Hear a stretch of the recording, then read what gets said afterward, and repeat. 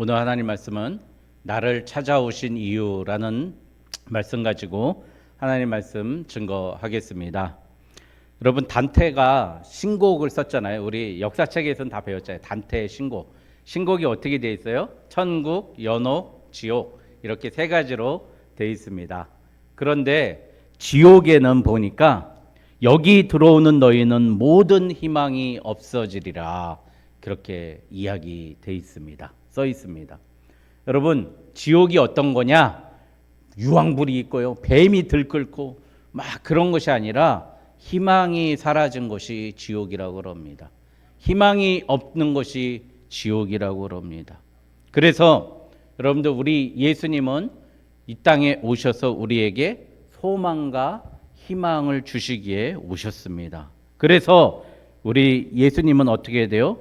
가난한 자에게 복음을 주시고 포로된 자에게 자유를 주시고 눌린 자에게 자유롭게 하시며, 주 말씀 61장 이사야 61장 1절에 주 여호와의 영이 내게 내리셨으니 이는 여호와께서 내게 기름을 부으사 가난한 자에게 아름다운 소식을 전하게 하려 하심이라. 나를 보내사 마음이 상한 자를 고치며 포로된 자에게 자유를, 갇힌 자에게 노임을 선포하며 여호와의 은혜의 해를 선포하게 하려 하심이라. 이렇게 말씀하셨습니다. 예수께서 오시는 건 뭐예요? 우리에게 희망과 기쁨과 소망을 주시려고 오신 겁니다. 우리가 이 땅에서 천국에 가면 그래서요, 믿음과 소망은 사라진답니다. 사랑만 남습니다. 왜요? 이 땅에는 믿음과 소망이 핵심이고 사랑도 제일이지만 천국에 가면 이미 이제 믿음도 필요 없잖아요. 이미 내 눈앞에 하나님이 계시고 저 천국을 소망하기 때문에 우리는 소망도 필요 없지만 이 땅에서는 믿음과 소망, 희망이 있어야 됩니다. 이 땅이 왜 지옥과 같습니까? 희망과 소망이 없기 때문입니다. 여러분, 그런데 소망은 무엇입니까? 내가 왜 이 땅에서 살아가는지 아는 것이 소망입니다. 여러분, 가정집에 보면 그 하늘 자전거라고 있잖아요. 제자리에서 막 타는 자전거. 그 자전거가 다들 보면 빨래 건조대로 쓰고 있답니다. 피아노는 언제 썼는지 모르게 닫혀 있고 먼지만 가득하고 화분 받침대로 쓰고, 하늘 자전거는 빨래 건조대로 쓰고 있는, 그건 뭐죠? 그 만들어낸 목적, 그 만들어낸 의미를 잃어버리는 것이에요. 그래서 어떻게 해요? 당근에 내다 팔죠. 여러분, 똑같은 거지 않습니까? 열매 맺지 못한 무화과 나무, 예수님이 어떠세요? 분노하시면서 찍어 불에 던져 버리라 그렇게 말씀하시는 거예요. 여러분, 우리의 소망이 무엇입니까? 오늘 그걸 말씀 나누려고 합니다. 나를 찾아오신 이유가 뭐예요? 나에게 소망을 얘기하시고 나에게 소명을 주고 나에게 가야 될 길을 알려주시기 위해서 예수님이 오늘 베드로에게 찾아오고 나 이경재에게 찾아온 줄 믿습니다. 여러분, 소망과 희망이 없는 인생은 지옥에서 사는 인생이에요. 예수를 믿는 사람은 이제 소망이 생깁니다. 우리 심상희 선생님이 건강해져 가지고요, 역시 열심히 이제 하나님의 일도 하고 세상 직업도 갖고 하나님 굳건하게 하나님의 일을 할 수 있는 건강한 몸으로 회복시켜 주실 줄 믿습니다. 이런 소망이 예수 믿으면 생길 줄 믿습니다. 예수가 바로 그것을 주기 위해 오늘 이 베드로에게 오셨던 겁니다. 여러분 크림 전쟁이라고 아세요? 여러분, 지금의 우크라이나가 옛날부터 전쟁이 많았어요. 왜요? 지하 자원도 많고 석유도 잘 나고요, 광물도 많고, 우리 세계 최고의 곡창지대 아닙니까? 우크라이나. 그 러시아가 그쪽을 점령하려고 내려가려다가 전쟁이 일어났어요. 그런데 어떻게 했대요? 부상만 당했다 하면 사람들이 죽는 거예요. 1860년, 50년대에 부상만 당하면 죽는 거예요. 조그만 상처만 나도, 여러분, 우리 군대 가면 전투화신하다가 쓸리면 봉화지겸이라고 그러죠. 진물, 저도 한번 걸렸어요. 여기 걸려가지고요, 낫지도 않고 밤에 잠도 못 자고 진물이 계속 감염돼가지고 번지는 거예요. 감염되고 또 감염되고 계속 번지는 거예요. 그런데 그렇게 번지다가 어떻게 돼요? 사람들이 계속 다 자르고 해도 안 돼갖고 막 죽는 거예요. 그래서 환자 병실에 온 사람들이 10명이면 4명은 죽었던 게 크림 전쟁이었어요. 영국, 프랑스하고 한편이고 러시아하고 싸웠는데요. 그런데 그 소식을 영국으로 전해 들은 그 소식을 들은 어느 여간호사가요. 그 이야기를 듣고 내가 그쪽으로 가겠습니다. 그리고 결단합니다. 그래서 그 여러분들 잘 아시는 그 간호사가 나이팅게일이에요. 나이팅게일이 이렇게 얘기합니다. 나는 17살 때 하나님께서 나에게 말씀하셨고 나는 그분의 뜻을 따라야 한다. 이렇게 결단하는 거예요. 그리고 그가 종군 간호사로 해서 크림 전쟁에 있는 우크라이나로 출발합니다. 그리고 나서 어떻게 해요? 환자 병실과 수술실을 분리해요. 환자별로 등급을 정해요. 여러분 중환자, 경환자 뭐 이런 환자를 등급을 정하고요. 그때 처음 생긴 게 병원에서 수술실하고 이 진료실하고 환자 대기실하고 분리한 거예요. 한번 썼던 주사기 바늘 같은 건 다시 쓰지 않고 보건행정, 보건의료 그런 모든 것들을 하고 났더니요. 나중에 그 크림 전쟁 때 영국 병상에서 회복되고 사망 치사율이 40%였던 그 병원이 나이팅게일이 있으면서 2%밖에 안 됐던 거예요. 100명 중에 2명만 죽고 나머지는 다 살아났던 거예요. 여러분 생각해 보세요. 한 사람이 결단하고 한 사람이 소망을 품고 하나님이 나를 부르신 뜻에 거역할 수 없다고 해서 그 먼 곳까지 달려가서 그것을 고치고 나서 그렇게 됐다는 거죠. 여러분 우리 옛날에 국군의 날 퍼레이드 하면은 그래서 국군 간호사관학교 학생들 사관 생도가 이렇게 행진하면은 아나운서가 그렇게 얘기하죠. 나이팅게일의 후예들입니다. 그러면서 구급낭 이렇게 메고 걷잖아요. 이렇게 하고 걷는데 그 나이팅게일의 후예들이 그렇게 간호사 역할을 하고 있었습니다. 여러분 참 그 얘기 들으면서 저는 하나님 앞에 순종하는 사람, 하나님 앞에 엎드리는 사람이 가는 곳에는 정말로 영뿐만 아니라 육신도 살려낼 수 있다라는 걸 나타난다는 거죠. 성경에 그랬던 사람이 누구예요? 여러분 여전도에 하면은 제일 많이 써먹는 루디아입니다. 루디아는 무슨 장사했어요? 자색 옷 그러니까 염색 그 원단 장사했던 거예요. 동대문에서 원단 장사하듯이 루디아는 원단 장사를 하면서 바울을 도왔어요. 바울의 마음에 힘들까봐 또 기도하고 동역하고 물질로 돕고 그랬던 거죠. 여러분 꼭 목사 되고 꼭 선교사 되고 꼭 전도사님 돼야 됩니까? 아니에요.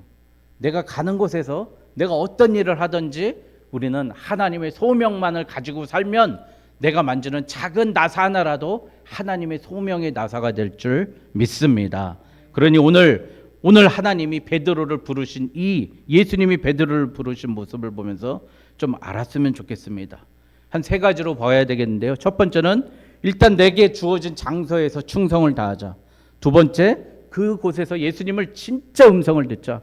세 번째, 그물을 버려두고 이제 우리의 소망은 무엇이냐? 사람 낚는 것이다. 여러분, 교회 1년에 60만 명이 기독교 인구가 줄어든답니다. 900만 명인데요. 기독교 인구가 900만인데 1년에 60만이 줄어든답니다. 여러분, 이제 조금 있으면 교회 안 나오는 사람이 교회 나온 사람 기독교인들 중에 교회를 안 나오는 사람이 더 많을 거예요. 여러분들 이제 그게 우리의 밭인지 믿습니다. 우리의 사역지인지 믿습니다. 정말 예수 믿겠다고 작정하고 그랬던 많은 사람들이 1년에 60만 명, 의정부 시보다 더 많은 인구들이 떠난다고 없어진다고 합니다. 여러분 그런데 우리는 그럼 어떻게 사역을 감당합니까? 다 신학교 가야 됩니까? 다 선교사여야 됩니까? 다 목사여야 됩니까? 아니에요. 오늘 베드로는 뭐 하다가 만났습니까? 첫 번째, 금을 던지다 만났습니다. 여러분 금을 던지다 만나야 됩니다. 내가 있는 직업, 내가 있는 직장, 내가 지금 하고 있는 일 속에서 예수 그리스도를 만나시길 주님의 이름으로 축원드립니다. 여러분 제가 아는 어느 목사님은 빌딩 관리원이에요. 그 관리원 하시는데요. 그 목사님 늘 그분이 책을 냈어요. CTS 방송에도 나왔어요. 그 빌딩에 있는 모든 사람들이 그 목사님을 보면서 다 전도받았어요. 문 열어주고 아침에 오픈해주고 청소해주고 인사해주고 또 힘들면 또 가게 대신 봐주고 열어주고 따주고, 그런 사람들이 그 목사님을 신뢰할 수밖에 없는 거예요. 목사님이 비록 작은 교회 섬기면서 힘들어서 빌딩 관리원을 하시지만 이미 거기 빌딩에 있는 모든 사람들을 관리하고 그들을 섬기고 그들을 자신의 양으로 품고 나아가고 있었던 거예요. 그 소식이 전해지니까 방송에 책으로 알려지게 되었습니다. 얼마나 훌륭한 분인지 모릅니다. 광주에 계신 목사님이신데. 여러분, 오바데 아모스는 어떻게 됐습니까? 뽕나무 치다가 하나님의 계시를 받아가지고 나왔고요. 모세도 양을 치다가 하나님의 시내산에서 만났고요. 호렙산에서 만났습니다. 다윗도 형들에게 치즈하고 빵 좀 갖다 줘라 하다가 만났어요. 우리 목진서 어린이에게, 학생에게 권면합니다. 하나님을 만나는 가장 좋은 방법은 학생은 공부하다가 만나야 돼요. 믿습니까? 놀면서 만나면 안 되고 공부하면서 만나야 돼요. 네.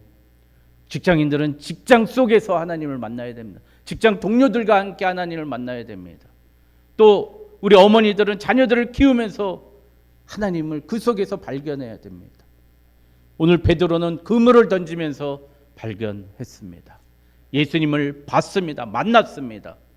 여러분, 내가 하고 있는 일 포기하지 마십시오. 좌절하지 마십시오. 그곳에 분명히 예수님이 찾아오실 줄 믿습니다. 그런데 여러분, 예수님이 오늘 어떤 베드로에게 찾아왔습니까? 성공한 베드로에게 찾아왔습니까? 실패한 베드로에게 찾아왔습니까? 밤새 그물을 던졌는데 하나도 거두지 못한 베드로에게 찾아왔어요. 여러분, 살면서 실패할 때 많죠. 내 마음대로 되지 않을 때 많죠. 그때서야 하나님이 보이고 예수님이 보입니다. 요 앞전에 보니까 갈릴리에서 사람들이 구름대같이 예수님을 쫓아다니면서 그런데 예수님이 도망다니고 있었어요. 근데 그 어부 베드로, 사업하는 베드로가 그 예수님 소식 몰랐겠습니까? 근데 베드로는 예수님 찾고 있지 않았어요. 그런데 내가 그물을 밤새 던져도 하나도 건지지 못했을 때 그때여서야 예수님이 나를 찾아오신 게 보였던 겁니다. 여러분, 오늘 예수님이 나를 찾아오신 이유가 뭐죠? 실패한 나에게 찾아오신 거예요. 병든 나에게 찾아오신 겁니다. 좌절하고 있는 나에게 찾아오신 줄 믿습니다. 여러분, 데이비드상 있죠. 다비드상, 다윗상 있잖아요. 이 다윗이 이렇게 가가지고 이렇게 있는 거, 다윗상 있잖아요. 미켈란젤로에게 물었습니다. 어떻게 이렇게 멋진 이 조각가들이 전무후무하게 이거보다 멋있는 작품은 더 이상 나올 수 없다 할 정도로 이 미켈란젤로에게 만든 데이비드상, 다윗상이 조각을 어떻게 만들었습니까? 물었더니 미켈란젤로가 할 얘기가 있습니다. 다윗이라는 형상을 보고 다윗이 아닌 것 같은 부분은 쪼개내버렸다. 때려 부셔버렸다는 거예요. 저 모양 속에 다윗 같지 않은 부분은 쪼개내 버려버렸다는 거예요. 여러분, 오늘 예수님이 베드로에게 찾아가신 이유가 뭐죠? 너를 살아남는 업으로 쓰기 위해서 불필요한 부분을 쪼개내버리겠다. 너의 실패가 네 실패, 너가 실패하고 예수님 쫓아오면서 맨날 망가지고 넘어졌던 예수님 형상으로 너를 만들고 싶은데 예수님 형상으로 살지 말아야 될 부분들 내가 정으로 때려 부셔버리겠다. 오늘 그렇게 하기 위해서 오늘 우리에게 찾아오신 줄 믿습니다. 예수님의 제자로 베드로와 같이, 바울과 같이 우리가 살기 위해서 똑바로 삐져나온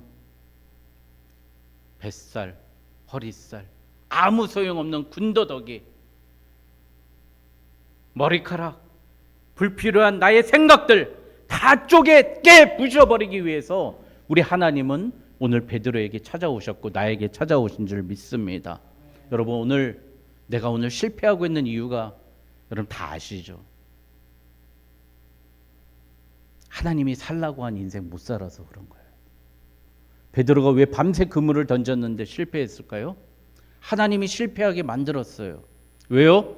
사람 낚는 어부가 물고기 낚고 있기 때문이에요. 여러분, 내가 실패하는 이유가 뭐죠? 오늘 하루 먹기 위해서 그물을 던지는 거예요. 오늘 나의 쾌락을 위해서 살고 있는 거예요. 나의 안식을 위해서 살고 있는 거예요. 나의 안위와 나의 드러남을 위해서, 나의 영광만을 위해서 살고 있는 거예요.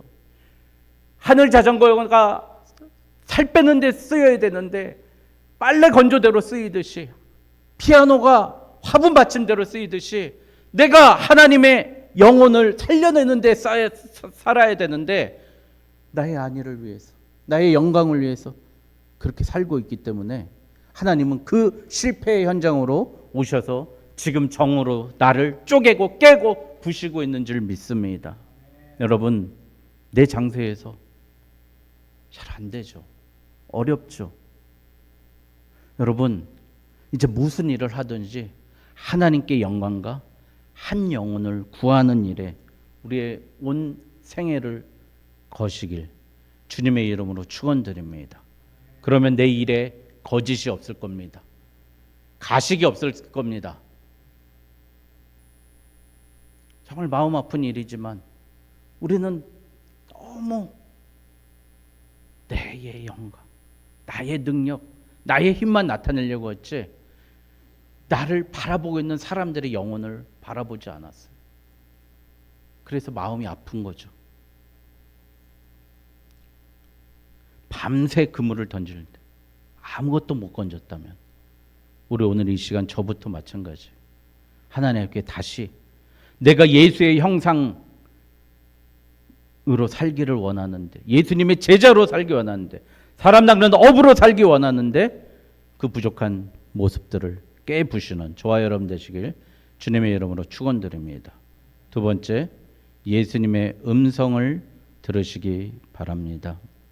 여러분, 내가 던진 그물은 왜 빈 그물입니까? 왜 아무것도 안 될까?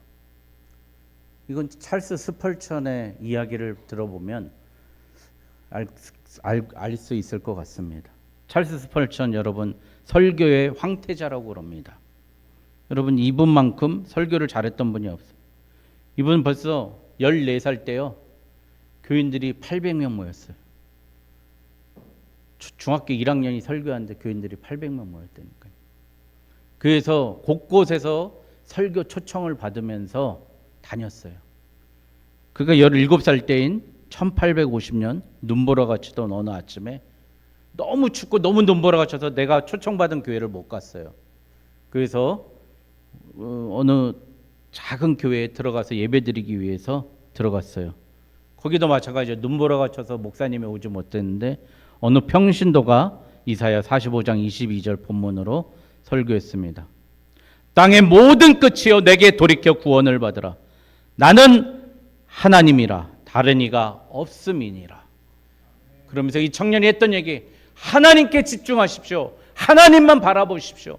하나님만 의지하십시오. 라고 계속해서 그 한마디만 외치는 거였습니다. 그러면서 저 뒤에 있는 찰스 스펄전 그 위대한 설교자에게 평신도 청년이, 저 뒤에 앉아있는 청년이요, 우울해 보입니다. 불쌍해 보입니다. 당신 예수 그리스도를 바라보십시오. 바라보십시오. 바라보십시오.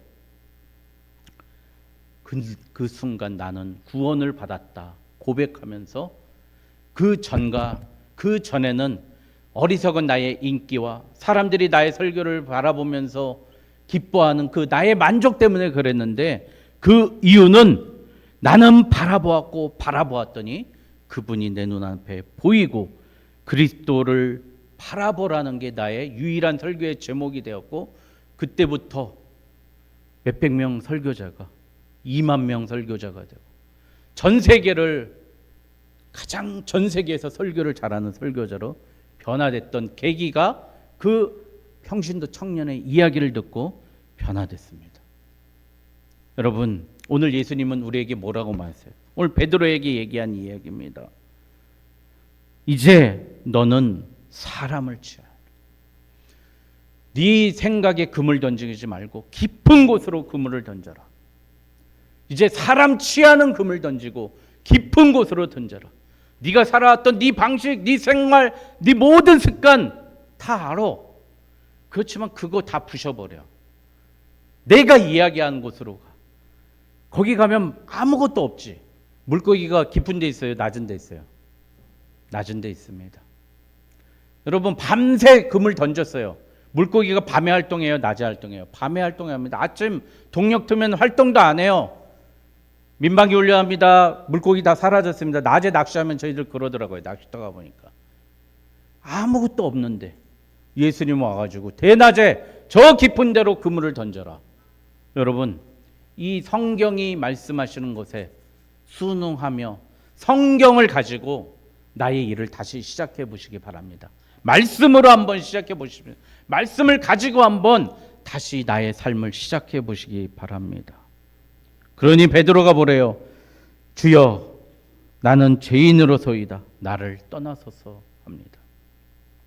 여러분 예수를 만나면 내가 죄인임을 깨닫게 됩니다. 여러분 예수의 음성을 들으십시오. 나의 지위와 나의 체면 생각하지 마시고 스펄전 그 목사님은 그 평신도 젊은 청년의 목소리에 예수의 음성을 듣고 그가 그 이전과 이후의 삶이 180도 달라지고 나의 인기와 나의 영향력으로 설교했던 그 사람이 말주변 가지고 설교했던 사람이 영적인 사람이 돼서 바꿨듯이 우리의 삶이 전과 나중이 바뀌어야 될 줄 믿습니다. 여러분 링컨 대통령도 마찬가지예요. 백악관을 기도의 대통령실을 기도실이라고 써 붙여놨어요. 여러분 그 정도 믿으면 돼야 되지 않겠습니까? 저도 그래야 되겠어요. 제 사무실을 기도실이라고 해야 될 것 같아요. 맨 공상하고 유튜브 보고 엉뚱한 짓 하고 아니 기도실이라고 써놓으면 기도할 거 아니에요.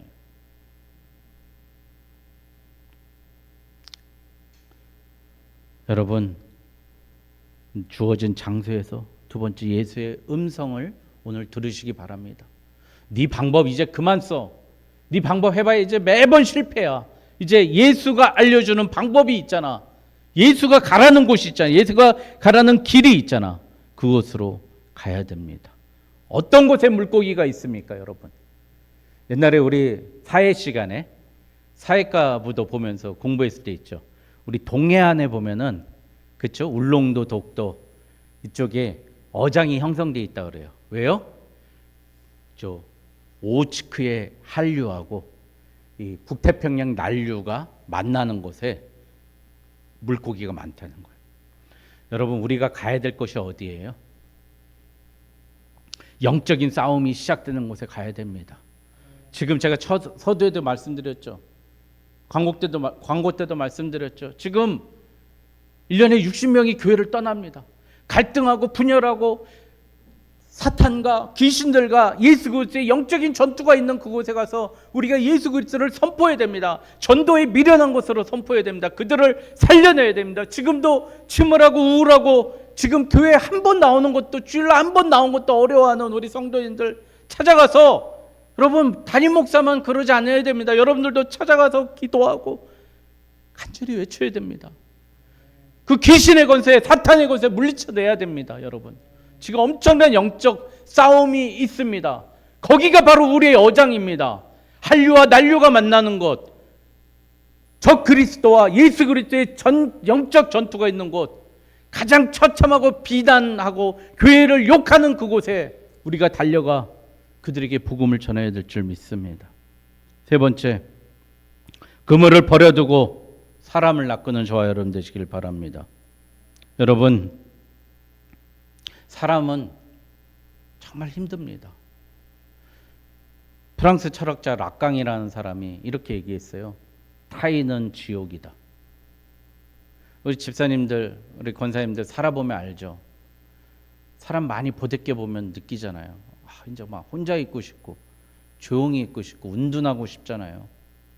사람 만나는 게 지옥입니다.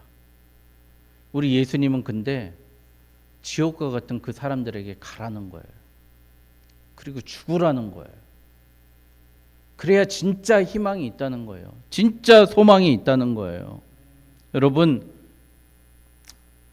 제가 그 오스기니스 소명이라는 책을 쓰신 분에게 다시 한번 물어봤어요. 저는 목사님인 줄 알았더니 목사님인 줄 알았는데 이제 그걸 알게 돼가지고 왜 목사가 안 되셨냐고 제가 물어봤어요. 근데 그 책에 이미 나와 있더라고요. 다시 살펴보니까 주유를 하는데 자동차 주유를 하는데 기름을 넣으면서 딱 생각이 들더래요. 내가 목사가 되면 세상 사람들, 믿지 않는 사람들 만나는 것보다 목사님 만나고 교회 직원들 만나고 성도들 만나는 일이 더 많지 않겠느냐. 나는 세상에 예수 그리스도의 복음을 변증하기 위해서 나아가겠다.